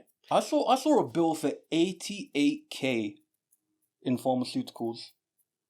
Did you know that bringing out an ambulance can be up to $15,000 if you don't have health insurance? Oh, America. Like, they're on a mad thing, bro. You can be in debt from one slight situation. Man can get a paper cut. Yeah. And it's all financial situations down the drain. Finished. From a paper cut. That's a bad paper cut though. If you got to go emergency room for a paper cut. There's some copper damage on the metal or something, paper, I don't know. If you go emergency room for a paper cut, you deserve to be in debt. But point is, bro, listen, we are so blessed with the NHS. As much, as many gripes as we have with it, and we discussed that post-bite. Yeah. You know, how... where I somehow thought I would get tinnitus from a bite. And my cousin doctor, Afghan doctor, told me that... He told me to shut my mouth. You lost your marbles. Yeah. We are so blessed, bro. And you know what? The gripes that we do have are nothing to do with doctors and nurses and the wonderful, wonderful people that work at the NHS. Absolutely nothing against those people. It's the lack of funding and resources that they have to distribute throughout the NHS. They're doing the best they can. Of course, they're doing the best they can with what they have. Anybody, bro, that goes into a profession like that has to have good within them. I don't care, bro. Obviously, Dr. Death exists and there are outliers, there are anomalies, people who are just fucking sadistic and fucked. They exist in every walk of life, right?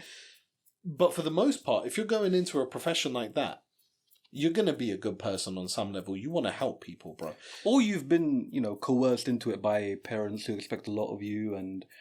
Sure. Yeah. But I think even then there's an underlying factor of, you want to try and help people. So the people who work for the NHS, we don't have gripes with them. We have gripes with the government who shortchange these people trying to do their jobs. But America, it's a whole different kind of worms. You are openly just taking the piss out of people, bro. How can you fucking charge that much, bro? It's for profit, bro. That's what it is. It's for profit. It's for profit, bro. Exactly. And they're proud of their system. The world is mash, bro. They're proud of it. Wallahi, the world is mash. America are proud of their system on on that side. They're proud of the way they're helping Israel. They're proud of a lot. I don't know if this statistic is still correct, but I saw this years ago. America's spend on their defense, incredible. They're number one in the world. Oh yeah, have been for a long time. Their spend on their defense, it's attack, but yeah, tops 100%. Yeah, tops the next 9 put together. That's why man are shook. So they want to put their money there, but they don't want to help their own. And you know what? For everything that people said about Trump, Manaman's the only Manaman that didn't bomb next Manaman. Yeah, no war. Constantly was saying, yo, we need to fix up our own backyard. Why are we focusing on these, man? As poet would say, dance a yard before you dance abroad. 100%. 100%.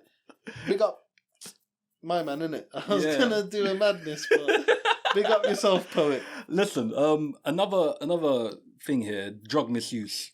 Bro, because it's for profit, there's a documentary, I don't know whether it was on Disney Plus, I think it was on Disney, about the oxycodone epidemic, and that left people with opiate addictions, which led on to them requiring cheaper forms of opiate, which is what's the cheapest opiate you can get, and the strongest? Heroin. Completely fucked up a whole section of people, bro. My brother, the Central Intelligence Agency and the Federal Bureau of Investigation pushed crack. The crack epidemic that happened in the United States of America happened strategically. This wasn't being brought in by drug mules from different parts. Bro, this was brought in by governments. You need to be careful with what you say, because I don't care. You might get targeted. Kill me. I don't care. You heard the man. Kanye went on TV and said George Bush doesn't like black people. He's still alive. I'm fine. That's true. His entire career has been destroyed. And this was back then. Ruined. Though. That was before Kanye became Kanye. Yeah, fair. But look, come on. I'm not saying things that people don't know. This is openly out there. Like, everyone is aware of this, bro. It's wonderful how the world works. It is incredible how the world works, where a nation like the United States of America can openly do the shit they do. And people are just like, cool, crack on, like, do your thing. Do your thing, man. Mental. Absolutely mental. Just to top off the question, it's a sad situation. The current state of the pharmaceutical companies, it's a mass mess. A mass mess. I meant to say that. I didn't just, Anyway, drug misuse. Drug misuse happens everywhere, really, but it's accentuated. Do you know what? I think you're right. It is a sad situation. Why can't we talk it over? Always seems to be a sad situation. Yeah. Huh? I'm so confused. What are you talking about? It's the lyrics to a song. Oh! It's a sad situation. That's the song, right? No, I didn't get it right. You're so off tune. It's sad. So sad. It's a sad situation. There you go. Bursement! Our episode 2 producer who came in to help us out had another question. Really? Oddly specific icks or turn-offs. Now, I have previously stated my inability to think on my feet, but I do have one immediately. Girls that talk like roadmen. Oh, yeah. Bro, I can't tell you how much it irks. Listen, to an extent, I'm fine with it. Yeah. But if you are full-on vagina gal, if you have flaps. If there was no transitionary period. You get what I'm saying? Yeah, I see. If you're a girl, bro, yeah, and you're talking like a full-on road man, if you call me bruv more than anything else, and you start asking me what... Even if you call me bro. Nah, listen, bro, on occasion I don't mind it, bro. On occasion I don't mind it. Like, not the bro, like the whole talking like a road gal. If that's your main form of communication and that's how you talk full time, I don't want to chat to you, bro. That's disgusting. It's not feminine. It's disgusting, bro. It's rank. It's just get over it. Be feminine, please. Okay. Especially. Yeah, it really like. It's not. What was the question? What's the oddly specific icks or turn-offs? Yeah, definitely a nick for me, bro. Definitely a nick for me. I do not like it when girls talk like roadmen. It's just not the one. Oddly specific icks or turn-offs. I have one. Go on. When you don't have nice nails. Are you talking like... I'm talking blackness underneath, dirt underneath. Yeah. Like that kind of dirtiness. That kind of like, no. Can't stand it. Do you know what? I have very like specific compliments sometimes. It makes me wonder, am I clapped? Because I get compliments for like weird things. A personal favourite thing of mine. You do have very nice fingernails. Bro. They are very nice. My hands and my feet have been complimented so much. Your feet? Yeah, bro. Listen. You see this whole foot fetish thing? I understand, look, there's man out here who sometimes they just see it and they pop it in. do you know what I'm saying? I'm talking like the foot. Oh! There's people out here, sometimes they'll be like, it was just there, so I just popped it in. Yeah. There's people out there who are like that. There are some people out there There's some people out there who are like that. That is true, yeah.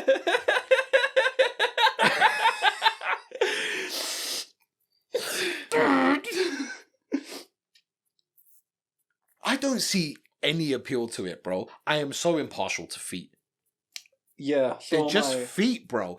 If they're clapped, you know what I'm saying? If I look at a foot and it's like... I mean, but they're feet. They're on the ground all day. Like, you don't expect much from feet. Bro, they're just feet, bro. Yeah. I don't understand how people are turned on by them. And you know what I'm saying? They're just feet, bro. I don't find them sexually attractive at all. But I'm also not disgusted by them unless they're actually disgusting. Yeah. But yeah, I've been told I have like very nice hands and feet, and my nails are really good. Like I kind of like take care of them pretty well. You do. Like even now, like, they're kind of long, but they're good, clean and that. They're taken care of very well, bro. Yeah. I can't stand seeing people with like dirty fingernails. I have a bit of self-respect. Like you don't even need money for that, bro. Just go to a sink. Dig underneath and clean, fam. Like, come on, bro. Yeah, nuts. Not really a fan of it. And I'm not telling you that you need to have, like, you need a manicure constantly. Like, no. You can have nice natural fingernails as a female without going to spend money on them or whatever. Yeah. Even if you don't paint over them or coat them or whatever. But if you've got, like, nastiness there. I think you are aware of this about me. I'm not sure. But I am a very much... au natural kind of person. Au natural. You see, if you want to talk about the opposite of icks and turn-offs, natural beauty is like number one for me, bro. Number one. I don't give a fuck about makeup. I don't give a fuck about eyelashes. I don't give a fuck about your nails and your toes and this and that. No, if you're spending 3 hours to get ready with all of this and that and that and that, just get out of my life. I'm not down for it. That's long. I don't mind that kind of stuff, but if that's you 24/7... you can get done up once in a while, but you know what I'm saying? If you're a Barbie doll, get out my life. It's long because you don't know who this person is, bro. No, but you're natural fake beauty is like number one, bro. Yeah, number one. And do you know what it is? It's not even like you got to be like a fucking 10 out of 10. 10 out of 10, bro. No, it's 7, 6. Somebody can be a 10 out of 10 in your eye and not in somebody else's, bro. Beauty is in the eye of the beholder. As they say. You're absolutely right, bro. As they say, beauty is in the eye of the beholder, bro. And I find like very small things about people that I find like really attractive. Like I'll see like a nose and I'm like, that makes that person like really attractive. I'll see a smile like that makes that person really attractive. For me, it's my ears. I've got the best ears in the game. Come on, cuz. Flat to my head. The lobes aren't moving mad. They're not sticking out like some dickhead. I got banging ears. Maybe you are clapped. That's the most hurtful thing anyone's ever said to me. Just, you could surely find something different than your ears, bro. Surely. Next question, Mike. Surely? Next question, Mike. This is the end of the Hold It Down podcast forever. Top 3 dream Hold It Down podcast guests and why them? What value could they bring to you and your audience? Goodness. My babes asked this one. Don't know. Big up. It's babes. You know who you are. It's like 5 or 6 girls just there like, oh my god. Well, no. 5 or 6, bro. There's one girl there who's going like, oh my god, there's 5 or 6 like... Is he talking about me? I didn't ask that. I don't remember asking that. If you don't know, Mike's playing the field. Not anymore. Do you have a 3? I think I've got like a 2. Yeah. Maybe. Yeah. Have you got a 3? I've got 1 or 2. Go on, read it off. It don't need to be top 3, but chat to me. Just what value could... Okay. Podcast guest, who do you want on? Albert Einstein. They're dead, but... He's dead. Let's do a realistic thing, my brother. A realistic thing. They have to be alive. There's not many people alive. Yeah, like who could we feasibly get on, bro? Let's chat about Einstein, bro. Feasibly. Yeah, like feasibly. No, not feasibly, but you know, yeah, like dream, like your darling said. Yeah, dream guest, but you know, not Arsenal fan dream. You know, right. Hallucinogenic and that. Yeah. I think, in that case, I don't know. Really? You can't come up with one? I haven't, no, I should have probably thought about this. We have a joint one. M.R. M.R. Yeah. We'll put that as number 1. Joint 1, M.R. Because do you know what? I genuinely actually want to have a conversation with him and just find out more. Because I know that he did grime. Yeah. Initially, he done his London accent and he was a grime artist, and he then transitioned into a reggae artist. I'm very curious about people's life stories. Yeah, just normal people. Clock, zoop, busting on their head. Yeah, that's I butchered it. I completely butchered it. Yeah. No, you got there in the end. I'd love to know his story, bro. Like where he started from, where he was born, like more about his family life, like what his background is, how he managed to get to where he's got to. Definitely 100%. Like I actually want M.R. Yeah, I want to know where the passion for this comes from. 100. It's a very interesting situation. Another one for me, I would say is probably Joseph Kony. Interesting. Yeah. You want to know why he did what he did? Just what you on, fam? Yeah, like, what you on, like why did you hit the scene as hard as you did in 2012, and where have you been since? Because you see, Kony was a household name, cuz in 2012, and it shows you the way things have just evolved, bro. 2012 was 11 years ago. I know, nearly 12. So Joseph Kony is one of your answers. Kony, I'd love to have a chat with my man. Because Donny's apparently lost his marbles and that. But he's just been on madness and he's been hidden for time. I feel like he should reintroduce himself to the world on the Hold It Down podcast. Joseph Kony special, telling his side of the story. We'll have the feds outside. He can go. Yeah. He can be incarcerated afterwards. But let's have a chat with him first, innit? That's part of the deal that we're gonna strike. You will have your story told, but you will go to jail. Yeah. Forever. So Joseph Kony, I want on the podcast. All right. You took me for 6, bro. I don't know, bro. You took me completely spun me around. 180 thing. Considering we spoke about him already, I would love Nas on the podcast. Okay. As a dream thing. The brother has been a staple in my life. His music has touched me like no one else's has when it comes to hip hop. Yeah. When it comes to hip hop specifically, his music has touched me like no one else's has. I would love to. as much as there is to know about him, I probably know. You probably know a lot. But I would love to sit down and have a conversation. But I think you would ask some probing questions that has never probably been asked before, because a lot of interviews are kind of generic,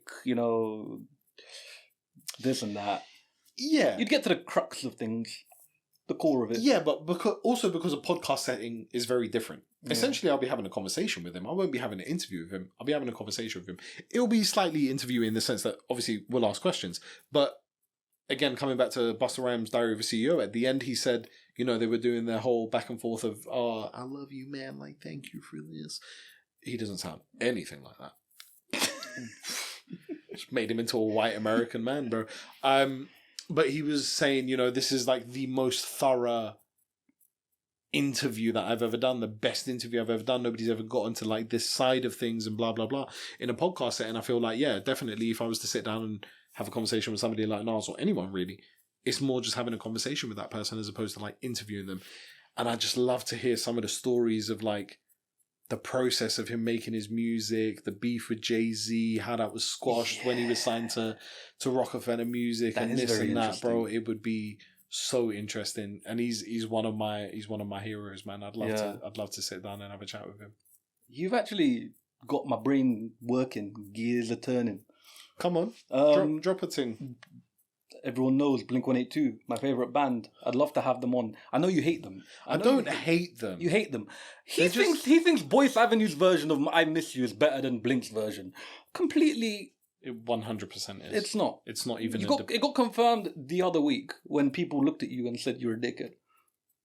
They didn't do that, but they just said you're wrong. Fantastic. 2 people disagreed with me. Yeah. Yes, my point. Can more people disagree with him, please? Actually, good point. If anyone out there is a Blink-182 fan or is aware of Boyce Avenue, let us know what version of I Miss You is better. If you don't know, it's the first time we're going to do this. We're going to put the links in the description to both. Yeah? If we're allowed to. I think we have to do some kind of approval thing first. We'll check if the laws permit it. We'll do that. Yeah. We'll put the link to Blink-182's I Miss You, which, by the way, I love that song. Yeah. Even Blink's version. But Boyce Avenue's is better. We'll put the links in for both. Have a listen and tell me which ones you think are better. We're going to get all of one comment, but we'll see what they say. You're wrong, though. But yeah, no, I would love to have them on because I'll be able to ask the real questions. Now, it's important. People are different whether the camera's on or off. Mm-hmm. Is this podcast guest, what could they bring to your audience? It means the camera's on. I would love to have Vladimir Putin on, but I know you wouldn't get the real Vladimir Putin unless the cameras are off. Because I want to know Wagwan. I want to know, listen, why? Why? Did you feel like you were being, surrounded? Did you feel like people were coming close too much? You had to protect your country? Are you on a mad thing? Or are you actually a dickhead? Like, I want to get to the core of that. Vladimir Putin, I think, would be very interesting. I'm not sure how he would respond to the question, are you on a mad thing? I don't know if he would be able to answer that. I'm not sure his translator will know how to say that. Oh, you are asking me if I'm crazy. I don't know how to answer this. Do not ask me if I'm crazy. Politicians are an interesting one. And he's a very specific type of politician where I feel like maybe he won't answer as a politician would as much as others would. You know what I'm saying? If we had a man like Rishi on here, you know how I feel about Rishi. He's not going to answer, bro. He's going to do smoke. He ain't answering on a real thing, bro. Listen, I don't know if this is going to get me in trouble, but I hate him. I fucking hate Rishi Sunak, bro. You're allowed to express your opinion. I hate him. He's such a little bitch, bro. He gets a question asked at him and he answers it with like this smile and fake voice and fake like enthusiasm. Shut the fuck up, bro. You're brown, fam. Yeah. Stop thinking you are a Babylon man. You're not white. You're not white, bro. You're a brown man. Stop carrying yourself brown. These men don't respect you, bro. They don't respect you. When push comes to shove, you ain't one of them, bro. Stop acting like one of them. I hate his demeanor. I hate the way he talks. I hate his fakeness. Just dust, bro. You're allowed to have that opinion. I've honestly not even giving him the time of day. I just don't want to know. I don't care. I don't care, but he just irks me the way that he is, bro. He's just fake, like any politician. But that's why Vladimir Putin is very interesting, because he seems like more of a real one. You know, he seems like he's less about the smoke and mirrors, and he's more about the mad thing. Okay, so I think we've managed to come up with the top 3 there. We have a joint one, which is M.R. Your second option was Blink 182. Mine was Joseph Kony. Your third option was Vladimir Putin, and mine was Nasir bin Uladara Jones, my brother. Okay. That's the top 3's done. Do we have any more questions? I have one. I'm going to pull out my phone for this one. It's a question, Mike, which I cannot answer. Right. And I will be posing to you. Oh no. This individual has replied, my question is, why are your subtitles written in fucking Comic Sans? Is it 2004? Give me the Bursement. And you won't have to see that.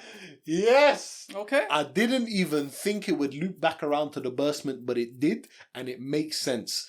So if you want our subtitles to not be in Comic Sans, as if we're in 2004. Are you sure you didn't ask that question? 100%. I'll show you the receipts, bro. Okay. Big up Ellie, bro. Ellie asked the question. Ellie. Hey, fuck you, Ellie. If you want our subtitles to not be Comic Sans, hit us up at holditdownpod@gmail.com. Or you can DM us on Instagram or TikTok. I don't know if TikTok has a DM function. I don't know. At HIDCast, HIDCAST. We will provide you with our bank details. Send us the Bursement, minimum payments of £1,000. And we will change the subtitles. We will change them, and you won't have to see Comic Sans anymore. It was the first thing that came to mind. I haven't bothered to change it. It's there on the template. I'm not going to put that much time into it because I'm not getting the Bursement, okay? Give me the Bursement and I'll put in more effort. Yeah? Give us the Bursement and you will get the reimbursement of content. And you will then be content with our content. Exactly. And you're a hater. Big up Big Zoo. Content with content. Another person I'd love on the podcast. Oh, I'd love him. Donnie, I actually know. Yeah. Inshallah, we'll get him on. Yeah, we'll get him on. Yeah, we'll get him on. I think he'll bust the man then with a little interview. I think. Yeah. And he's a fucking joker, bro. We'd have a very good time with him, I think. My heart is black.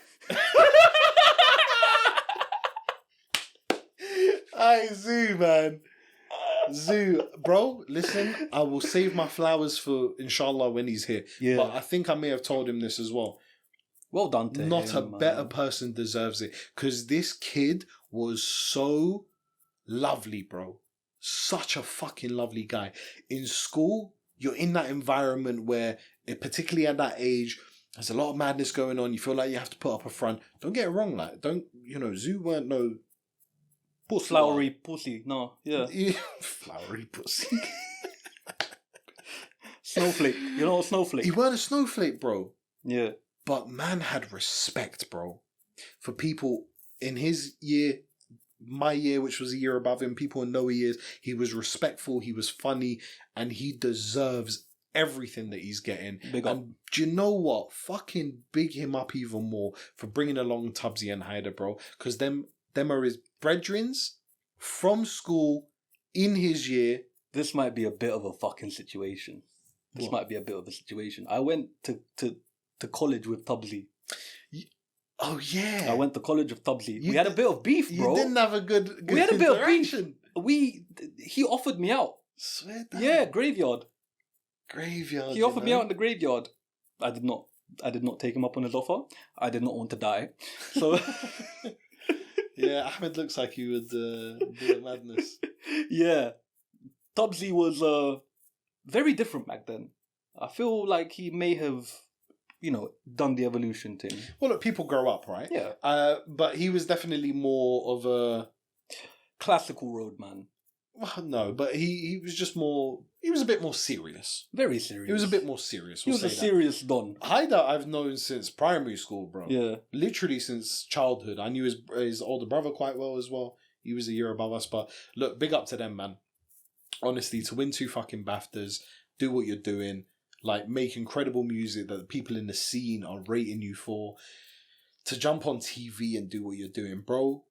I promise you, you men are doing us proud. Wallahi, you're doing us proud. Wallahi, you're doing us proud. So big up yourselves and keep cracking on with what you're doing, man. It's incredible. It's incredible. That would be another person that I'd just slot in there last minute on a Harry Kane thing. I knew you were gonna go there. I knew it. I knew it. I know you too well, bro. Come on. Any more questions, brother?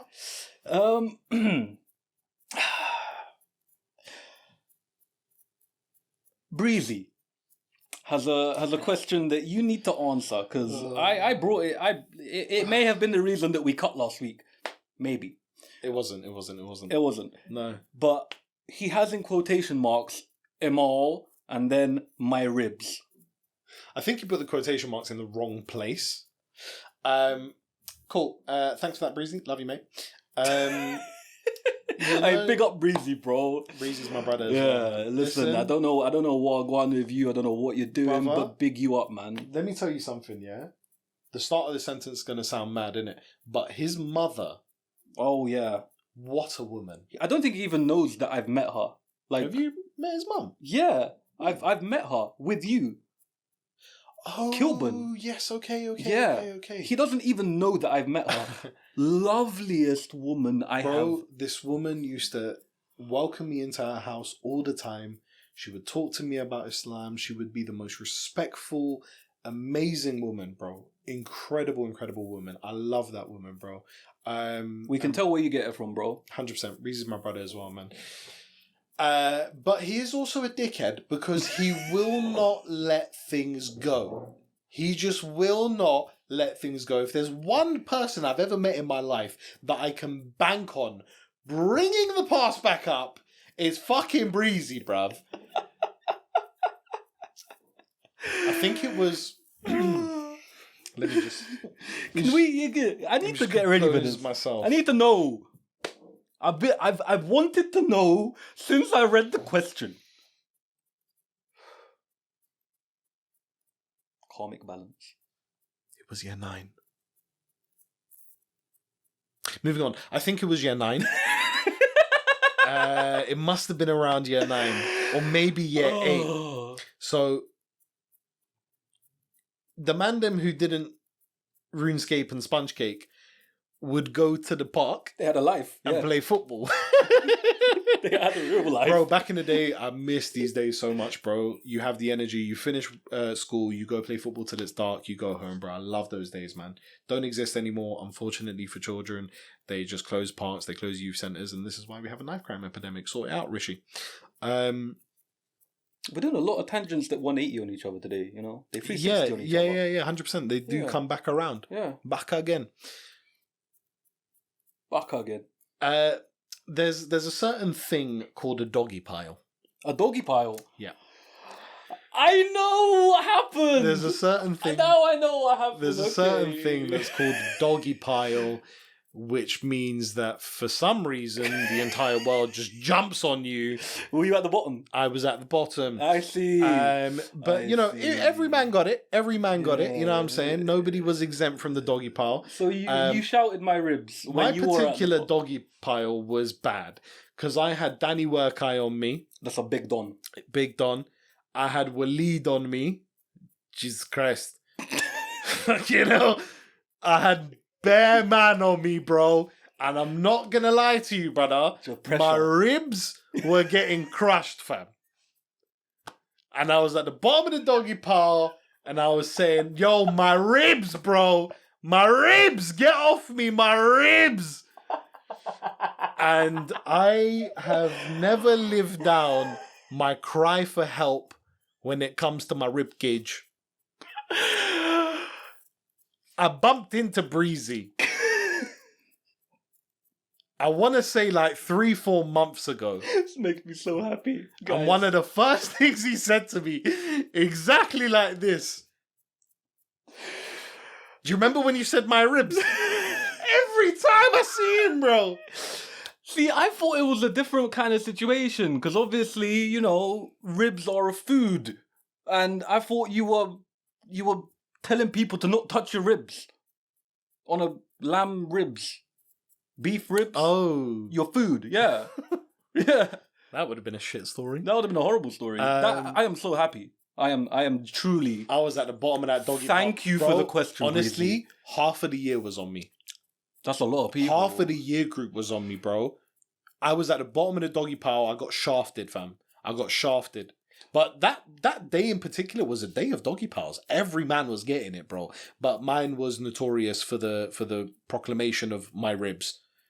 And of everyone I know, Breezy has never let it die. It's obviously stuck with him for a very long time. Yeah. And it's a memory that he'll never forget. So you should be happy.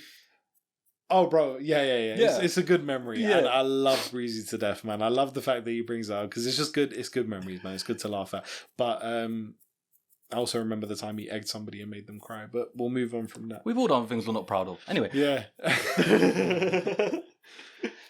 Boy, thanks a lot for your questions, guys. Thank you so much. Really, really appreciate it. Do you know what? We are starting off on this journey, and we are attempting to do something that, as you rightly said when we had the conversation and first spoke about it and first started putting wheels in motion, there's a lot of people who may have ideas like this and they don't necessarily put those wheels in motion. They don't necessarily get the ball rolling because of fear. And I was that person for a very long time. I feared to put energy into my creative needs because I thought, maybe I'm not going to get somewhere with it. You and I have started this journey, and I just want to say that even though we're at the beginning and we don't have a lot of people who are necessarily, fucking with us or giving us traction at the minute, but naturally, we don't have a massive reach. We don't expect it right now. We don't expect it. We don't have a massive reach. We're working our way towards something. But the people who have interacted so far, the people who have liked and commented and subscribed, and I've asked questions. I've just tried to support and drop likes on the Instagram posts. Thank you, man. Thank you. Thank you so much. Thank you so much. We genuinely really do appreciate it. And we are hopeful, bro, that something amazing is going to come of this, man. I have loved today. I've loved every episode we've done. I love doing this with you, my brother. And come on. God willing, inshallah, we're going to make a huge success out of this. And if we don't, then that was the way it was meant to be. And the worst... It was written. It was written. The thing that will come of it is two good friends have sat down and had a good conversation. Absolutely. But we hope that people get something from this. We hope you do. With that being said, Hold It Down Podcast, episode 4. We are fucking over and out. Before we go, please do subscribe. Please do like. Just help us try and get where we need to be. And bust the Bursement. Bursement, which is likely going to be the title of the episode. So it has to be Bursement. It has to be Bursement. Love you guys. Tune in next week. Man.